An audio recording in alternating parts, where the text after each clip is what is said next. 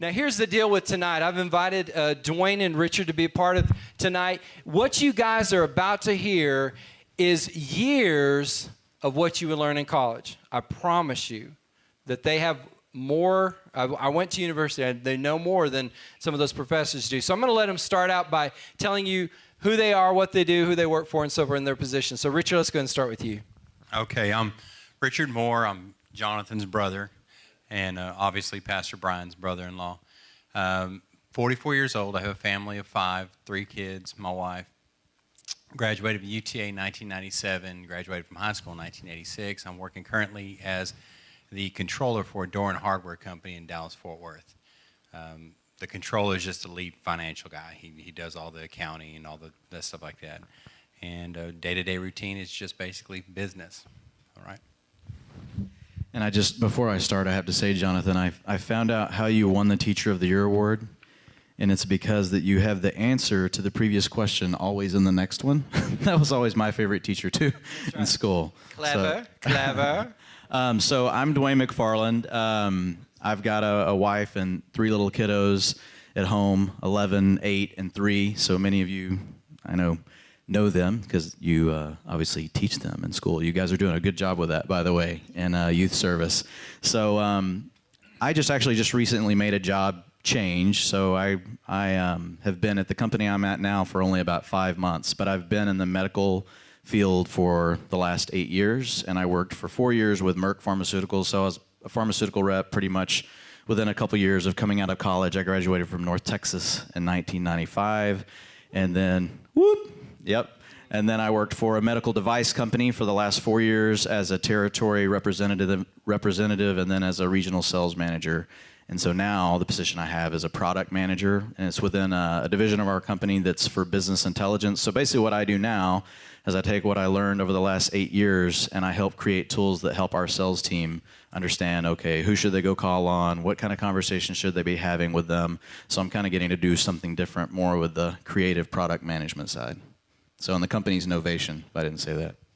All right, so you guys can see that these guys hold positions that are of good importance, great importance to their companies. And so I wanted to ask them several questions, and so you all would learn, take notes, take this into account. So when you're looking at someone's resume or their application, what are you looking for? And we'll just start with Richard. What are you looking for?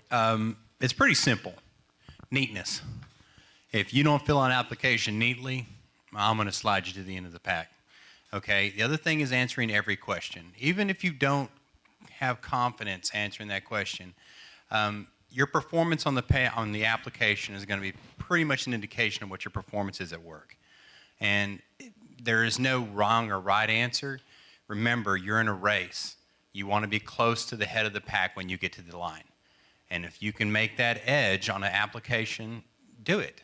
And that's what I look at it. I don't look at any particular amount of information. I look at the manner in which they do it, because it's an indication of the way they're going to perform. Dwayne? Yeah, so I think, you bring up some really good points. You want to be neat. I'm not going to take one that somebody misspells a name. Actually, one got through to me one time. We have certain people screen certain things, and they happened to get in front of me, and they had worked for Merck, too. Well, I worked there. I know how it's spelled. And the first thing I saw was Merck was misspelled. And I was like, did you work for a different Merck? And they were like, they're pretty, yeah.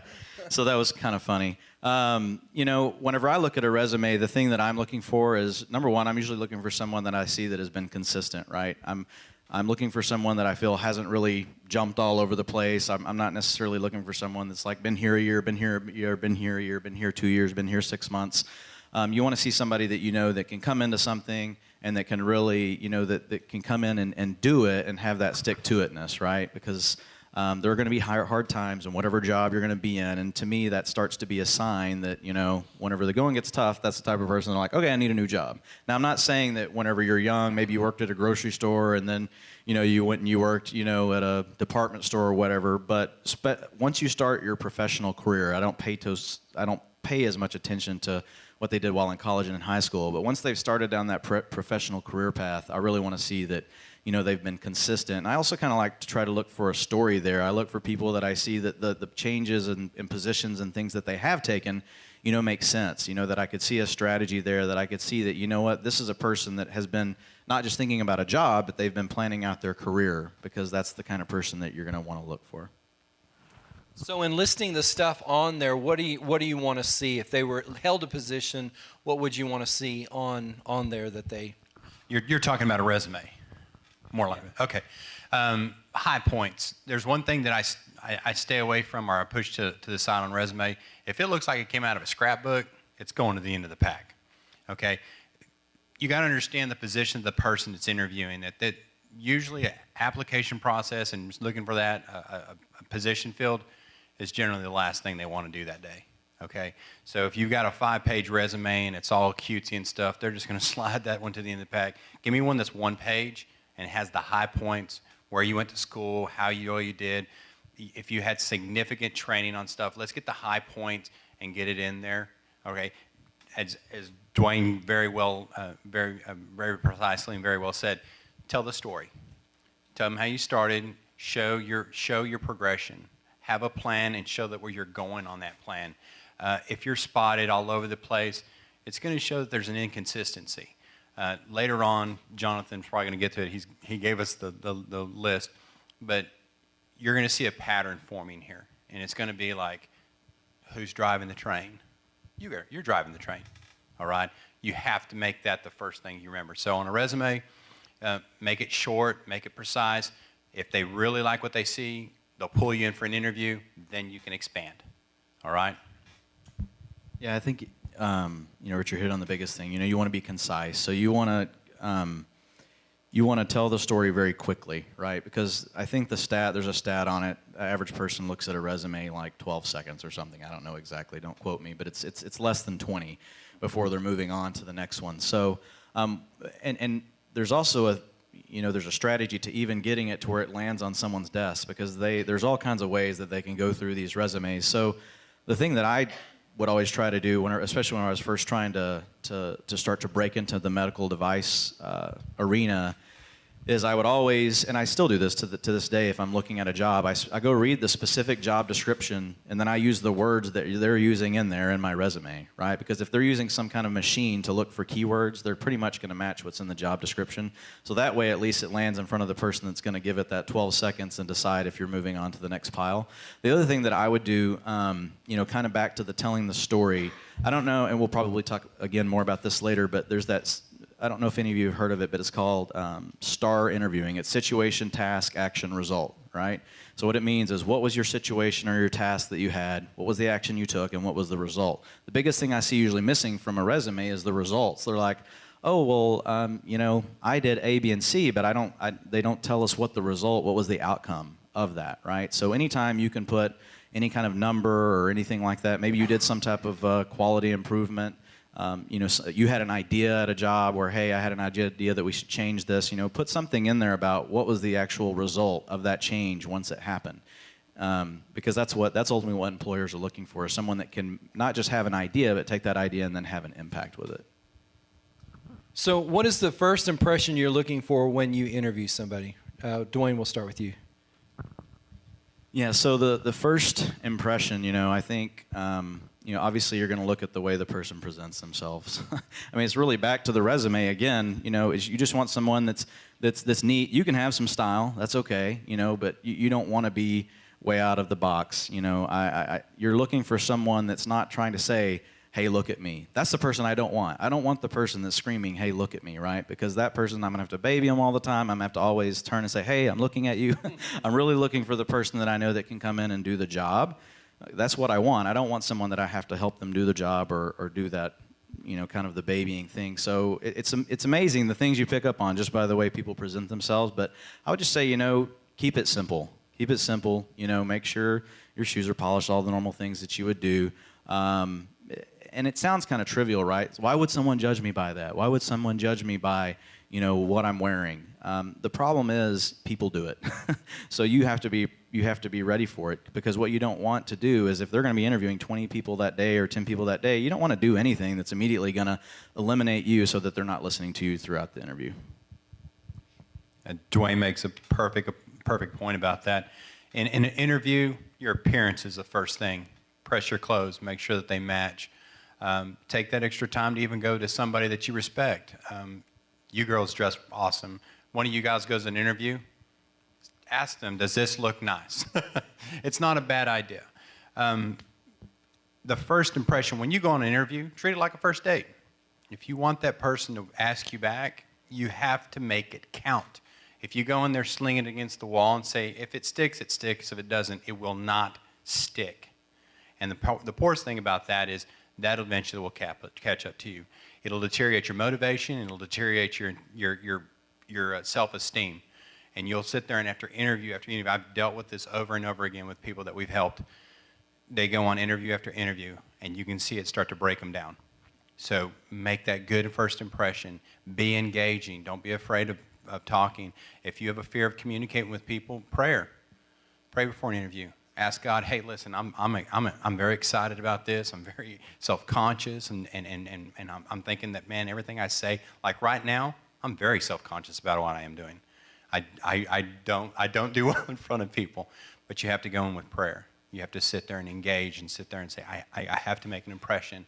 The other thing that you have to do on an interview, know something about the company you're going to go work for or you want to work for. It's not a bad idea if it's a large enough company and they publish the heads of the board. It's not a bad idea to have those. I wouldn't throw those out there unless they came up, but know who they are. Know what you want for that position, and I'm talking about salary. They're going to bring up a topic of salary in that interview most likely. Don't tell them what you want to make necessarily.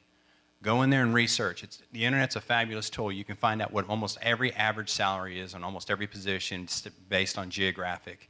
You should have an idea so where you're in the ballpark. And if you throw down something that you're in the ballpark, again, you're pushing yourself to the front of the pack when the race is getting close to the end. All right?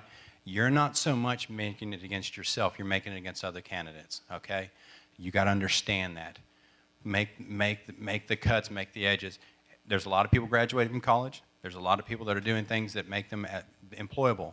You have to make the difference in the small things. All right. Did you answer that first impression? Did you? Okay.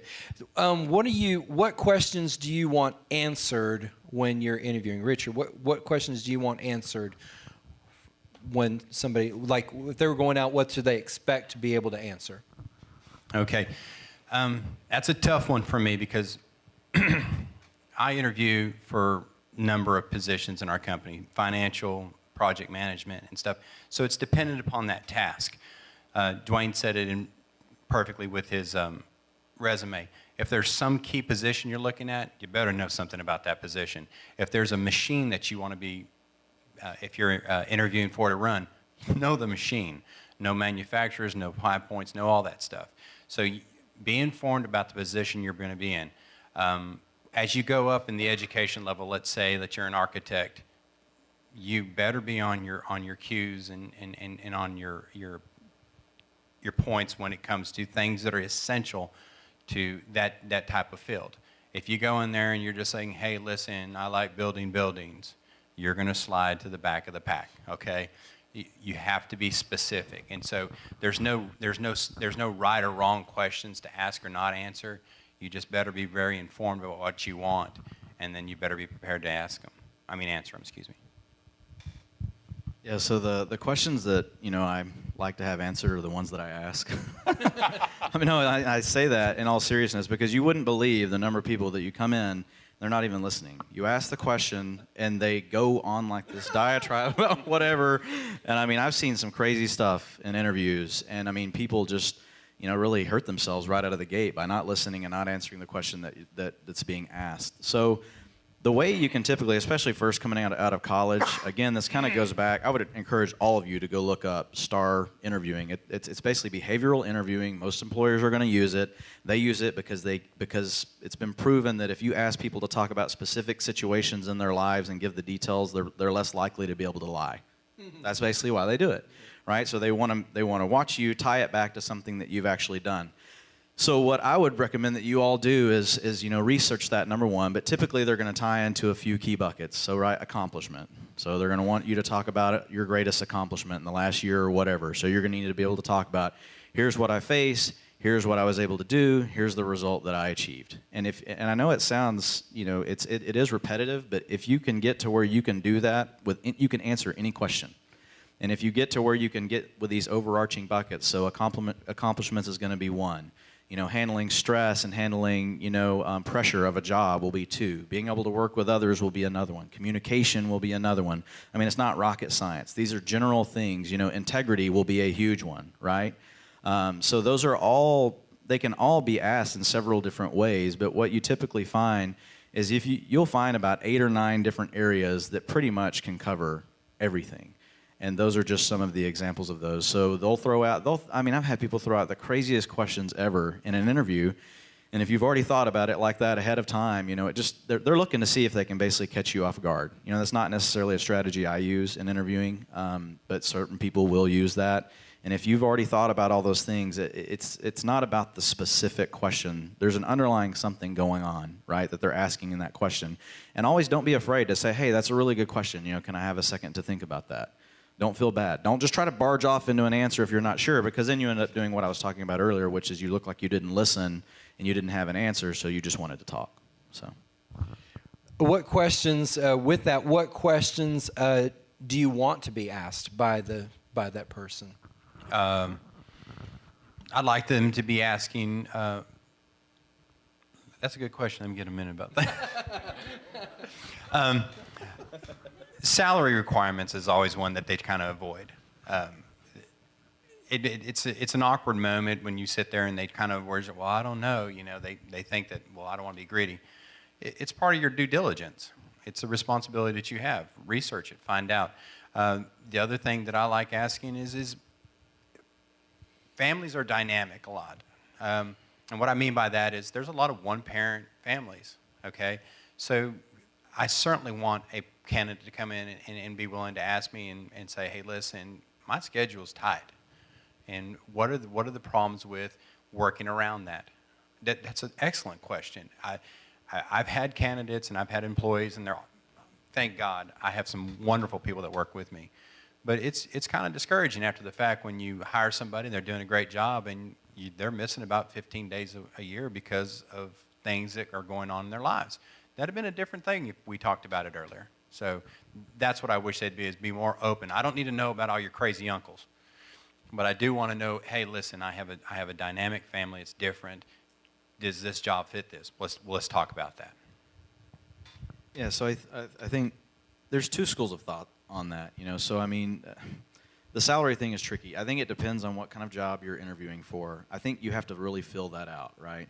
So like the job that I most recently interviewed for, it would have been inappropriate for me to ask about salary through the first interview. And you'll get the feel based on the first type of interview that you're in. So if it's kind of like a 15, 20, 25 minute, hey, they're getting to know you, you're getting to know them, which is my favorite kind of first interview, because it's more just about who you are and what they are, and is there any kind of general fit. And then the next interview, you're going to drill down deeper. You really don't want to go into salary requirements, that kind of stuff in that interview. Typically, if an interviewer is anxious around something like that and they really see some talent in you, the logical next step that you could ask for is the next interview, right, versus the salary information, So, and you want to read the person that's interviewing you, right? So you want to kind of mirror the way that they're acting with you. If they're very relaxed and they're very laid back, that's the way that you want to be. If they're forward in their chair and they're very, they're showing to be kind of intense, you want to kind of mirror that. You want to be true to who you are. You're not faking anything, but it's just proven that if you do those things, so whenever you go back to ask those questions, the way they're acting is going to tell you a lot of that, right? If they seem to be very forward about that, you're going to be able to read the situation and be like, okay, this is a situation where that's probably okay. I would say, I don't know. I would say about 70% of the time, though, once I got past my first job, the interviews and stuff I've been in, it hasn't necessarily been the case where I would ask that in the first interview. I think there certainly are those opportunities. I would just read the situation on those. So the one question, that you always, there's all kinds of questions you can ask, and I want someone to ask me questions. I never want them to not ask, because it shows me that they're truly thinking about it, they're truly engaged, they truly care. And honestly, the questions a lot of times tell me about someone's intellect. The type of question they ask me really tells me more about how smart they are than a lot of the other questions that we have them answer. But the biggest thing that you have to do is you always want to ask for what the next steps are. So hey, what are the next things that we do? What's the next step in this process? You want to take the lead on that. Now, you don't have to be overly aggressive. Again, be yourself, be natural, because people can tell if you're not being yourself. I've had people come in that, they're very meek through the whole interview, and then at the end, they're all gung-ho coming at me, oh, so when's the next step? You're like, whoa, where'd the other guy go, So just make sure that you're always asking for what the next steps are, and hey, what's the rest of this process look like? All right, we've got about 10 minutes here left, or less than, 10 minutes. Rapid fire. So a few more questions here. One, this is my favorite question, is your ideal employee has what 3 habits? Dwayne, we'll start with you. Your ideal employee has what 3 habits? Integrity, integrity, integrity. Because honestly, you can't teach it, you can't coach it. People have it. I equate it to, a coach in basketball or football or whatever.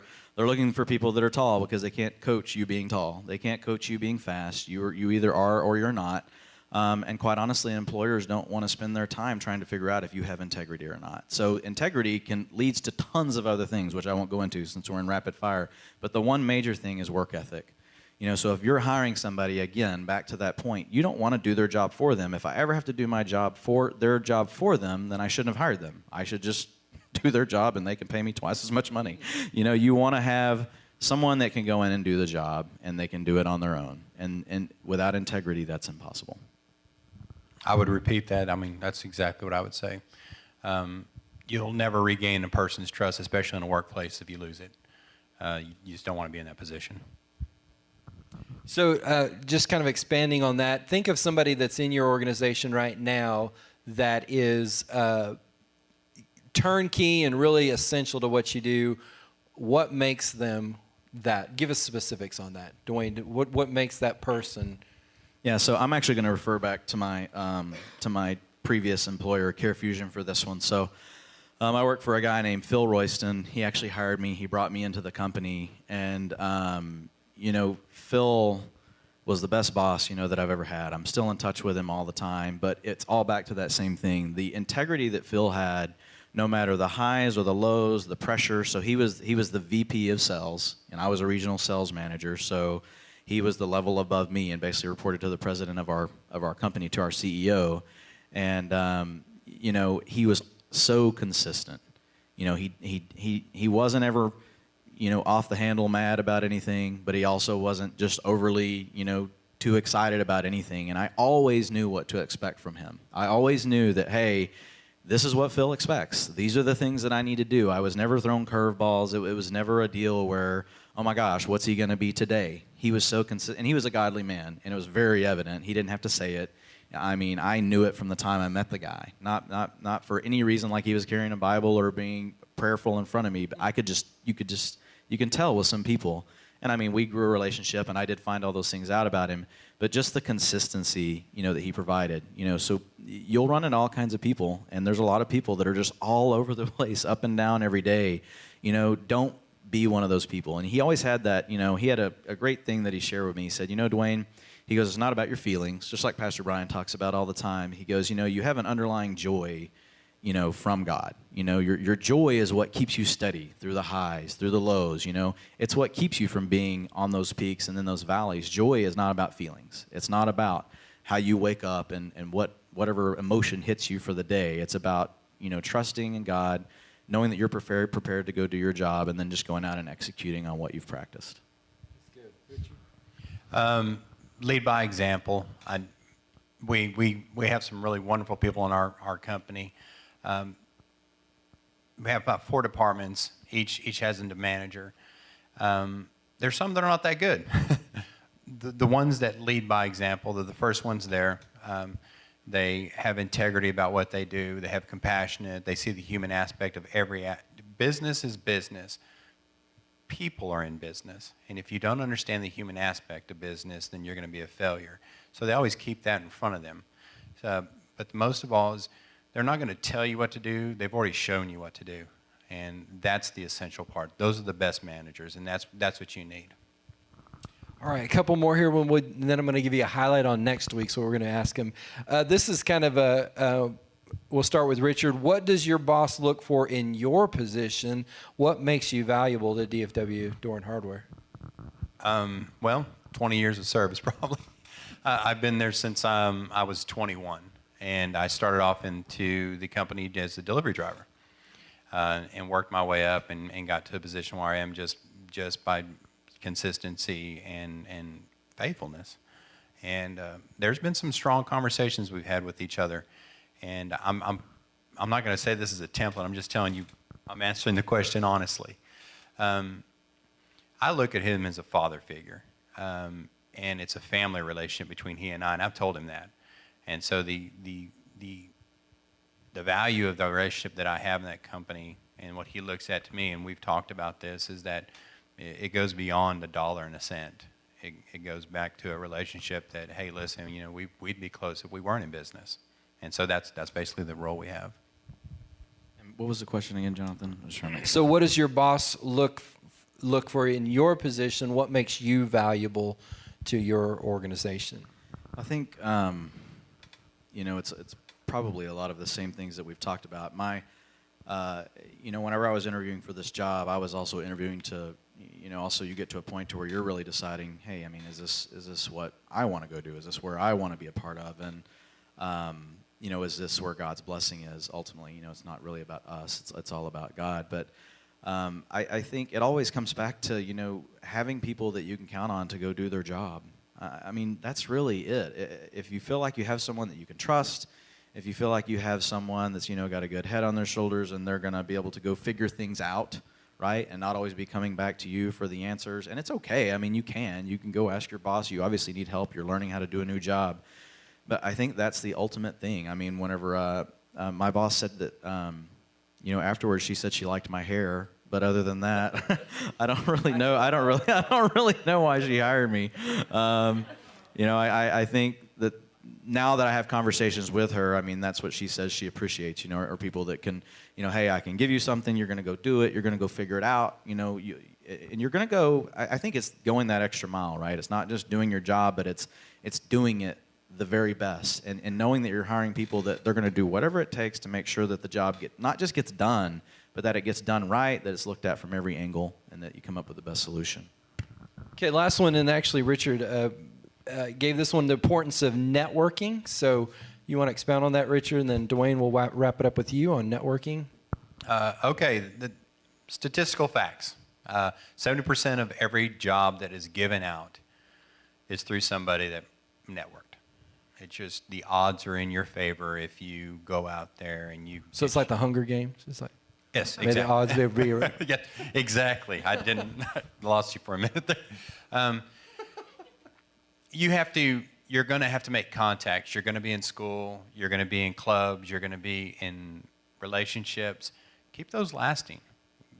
Make sure that you don't just say, well, that went away. And no, keep in contact them. And with the mediums that we have nowadays with Facebook and Twitter, and it is easy to keep up with everybody, you know. And keep yourself out there. And the most important thing is don't be a taker, be a giver. You can find out, and I've witnessed, you get more reward when somebody comes back to you because you always gave out. And I didn't always give out, but my family has been incredibly blessed. I mean, every day, every breath's blessed. And when you go out there and you give, and you find ways of giving, and you make those contacts, the wolf will eventually be at your door.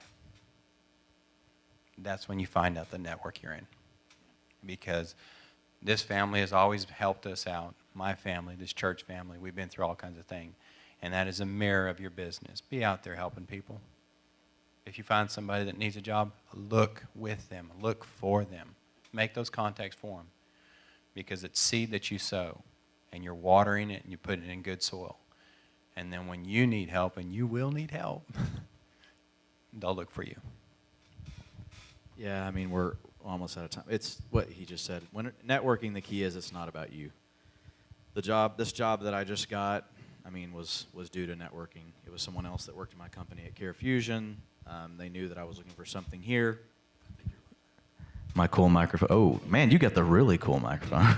So, wow, God, where do I hold this thing? Steroids. Yeah, that's it. Look at me. Really big. So, what was I saying? Oh, it's not about you. That's what networking is all about. When you figure out that it's not about you, then networking is very natural. People will naturally be drawn to people that they see that are selfless, that are not selfish people. That's how I got the job that I'm in now. A VP from my company happened to find out that I was looking, and they called the VP for this company. I went in for 1.5 interviews. I was having to ask for more interviews because I wasn't for sure. I mean, if it was the right position, and I didn't know all the people. I mean, they were basically just like, okay, are you ready? I mean, let's talk about salary. Actually, like whenever I was like, whoa, what? Let's talk about what? And it was all because of that. So I want to say one last thing. So the most important thing in all of this, is you guys have to be true to yourself, right? There's something that you're drawn to right now. There are things that you know that you are strong at. There are things that you know God has blessed you at. Don't fight it. Use it. I spend less time trying to correct people's weaknesses and more time trying to fit them into roles that we know fit their strengths, right? Because God has made us all different. But we're raised in a society that says, no, fix that, fix that, fix that, fix that. It's not that you don't want to just have a glaring weakness. You want to address it. You want to try to be, you don't want it to be a gaping hole, right? But at the same time, focus on what God has given you, right? And that's how you're going to be happy, right? That's how you're going to be happy in your career. So when you're interviewing, back to that last question around what questions do you want to ask, find out if it's where you want to work. Because if they're going to match your talents up with what you're passionate about and what you're good at, everything else is going to take care of itself. If it sounds like it's going to be nails on a chalkboard to you, then it doesn't matter how much money you're going to make. It won't. It will not matter. You'll want to leave. You'll be out of there, and then you're going to look like the person that left after a year that, nobody wants to hire. I'm just kidding. So I'm kidding. But seriously, be true to yourself. And the last thing is, don't be afraid to make mistakes, right? The best people that have ever worked under me, beside me, above me, are people that I've seen that genuinely are not afraid to take a risk. But it's not because they were sloppy. It's not because they weren't prepared. But it's because they've really thought it through, and they genuinely are playing on their strengths, and they see an opportunity, and they're able to seize it, right? And the only way we truly learn, and if you fail, it's okay. The only way that you truly, truly get better is when you fail. That's when you learn, wow, that hurt, that was embarrassing, or whatever the case may be.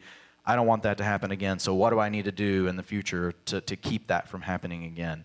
But that would be the two biggest things, because I talk to people all the time that make all the money in the world, and they hate their job, and whenever you really find out who they are, you're like, man, how did you for the last 15 years even end up in this line of work? It doesn't align with who you are at all, and it was all about the money, and they're miserable. So, All right. Do y'all appreciate Dwayne and Richard? Amen.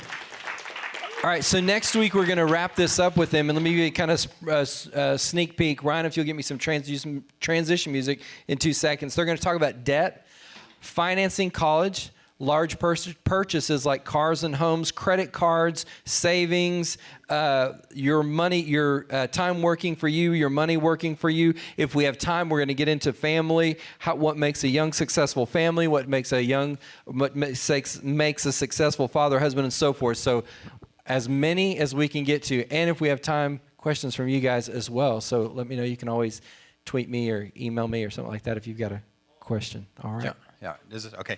One other thing, I don't know if Jonathan or the pastor or Brian has said this. We offer financial counseling. There is no floor on that. I mean, if you come in and just want any kind of counseling, myself and Don Anderson are available. We're absolutely disposed. Okay, we're completely at your availability.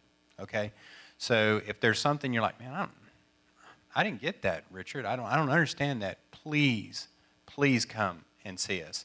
Okay. If you come in a session, you walk out of there and go, those two are a couple of sandwiches short of a picnic, then it's cool. You're not going to hurt my feelings. But let me get up on my soapbox a little bit. Things are changing drastically in our nation. Okay, when I was a young person, there was a lot of stuff that you could basically do what you wanted, and be successful at it. I think that that world the sun is set on, and it's a new world. And if you don't have a plan, you're going to be wondering what happened. And I take no satisfaction in saying this. Young people have got to get out of high school, and they better have a compass, and they better have a map. If you don't have that, your life may be determined not by your choices. All right? So if there's any part of this that scares you, don't accept that. God's made you a conqueror. All right? But if you want to know a plan, I suggest you either come talk to us or you find somebody else out and get in there and get mentoring or something, because it is getting hard out there and the casualties are the young people. Okay, you guys have heard years and years and years of wisdom here, so take that, take it to heart and so forth. Do you appreciate Dwayne? Do you appreciate Brian? Dwayne and Richard? All right, we appreciate them. All right, you guys, we'll see you next week. See you Sunday morning.